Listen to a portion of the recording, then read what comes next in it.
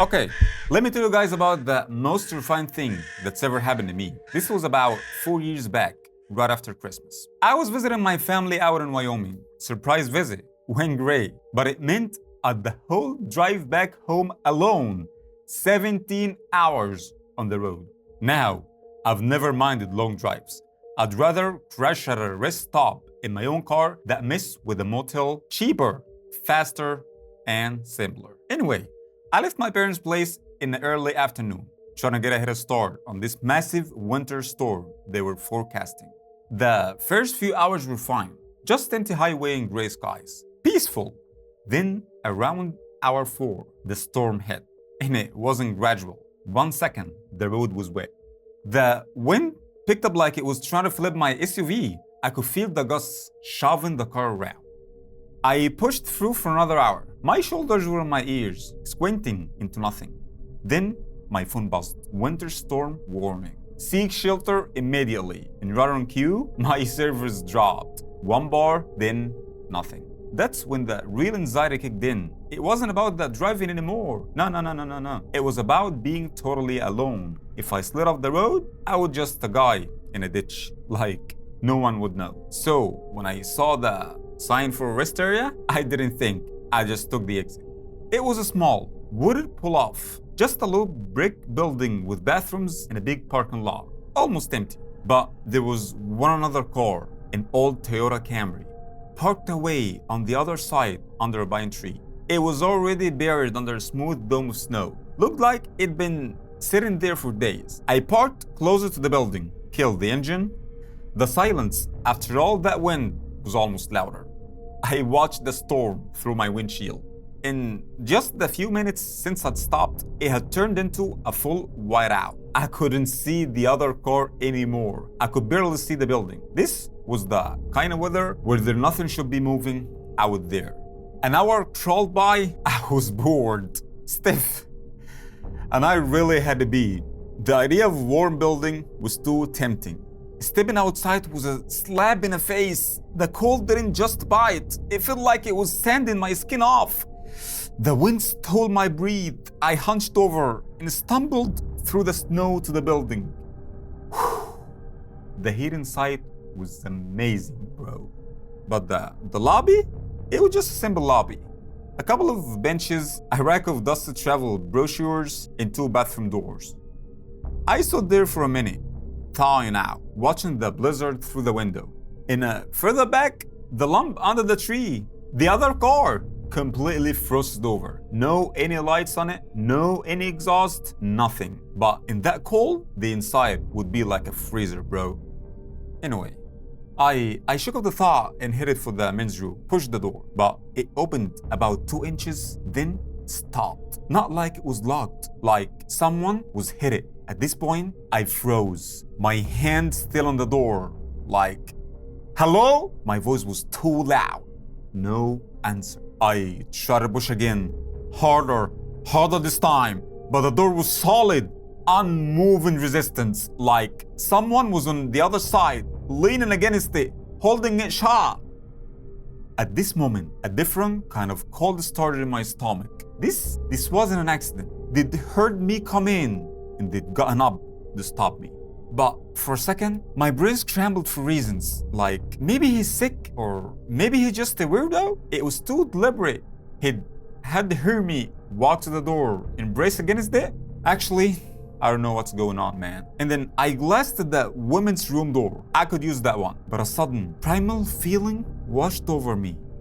If someone is blocking a bathroom door in a deserted rest stop during a blizzard, you do not ask why, bro. You have to leave right now, ASAP. Within a second, I didn't see another word. I turned and walked fast toward the exit. As my hand hit the push bar, I heard a soft sound behind me, the bathroom door swinging open. I didn't look back. I just plunged back into the storm and ran. Back in my car, engine running for heat. My heart, at this point, was pounding. The parking lot was a featureless white sea. At this point, bro, I was stranded. If I tried to leave now, I could get stuck in a snowdrift 50 feet from the building. So I decided to not move. About 5 minutes later, a shape came out of the white. A man. A man, he just materialized. He was bundled up, but he wasn't hurrying. He stopped in the middle of the lot and just stood there. He was looking at his phone and then he put it to his ear. But he was on a call out here in a blizzard with no any cell service. Come on, man. How?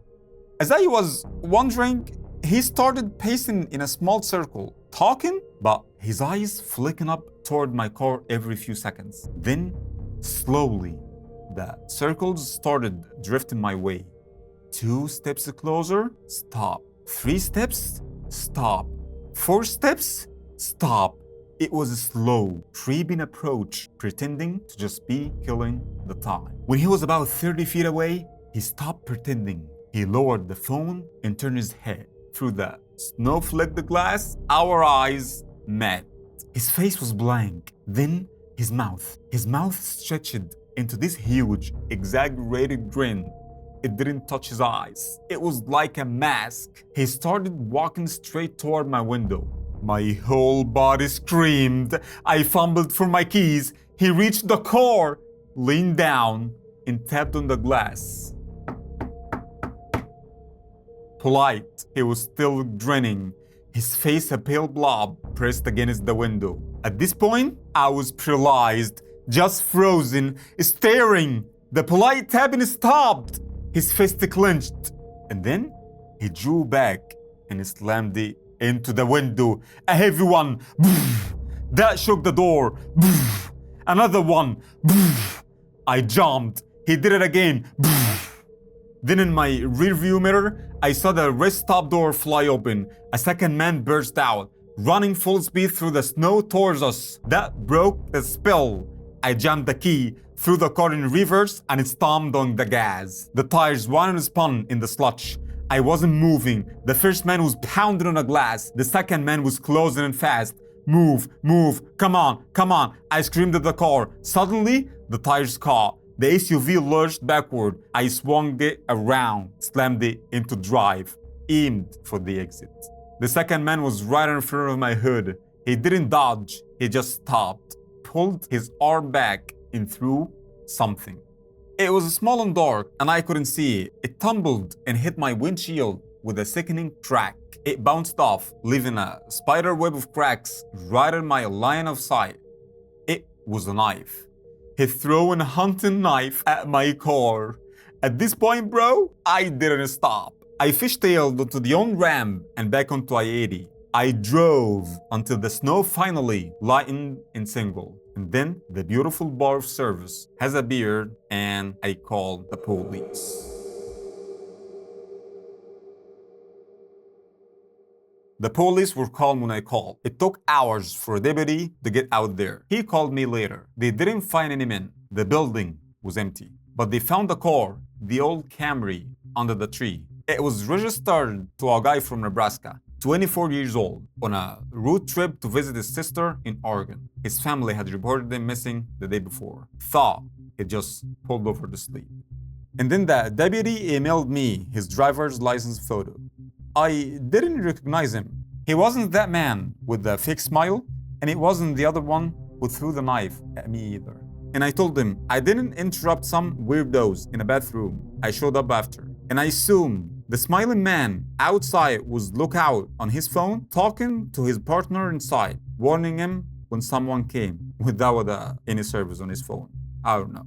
But the man inside was too busy. I thought he blocked the door to prevented me from seeing what he was doing. They weren't keep me out. They weren't keep me what was inside it. Anyway, bro, the another car was the victim's car, the missing traveler. I didn't just stumble into scary situation. I stumbled onto crime scene, and when I showed up, I became a witness, a loose end. The crack in my windshield cost me about $200 to fix it. But sometimes, when the sun hits it, I can still see the faint lines. I didn't escape something scary. I drove away from something much worse, and I have no idea what or who or whatever I left behind that quiet brick building in the woods. The scariest part, those two guys, they're still out there, somewhere, maybe waiting for the next car to pull into the wrong rest stop in the middle of the next storm. And me, now, every single time I stop at a rest area at night, I remember, bro.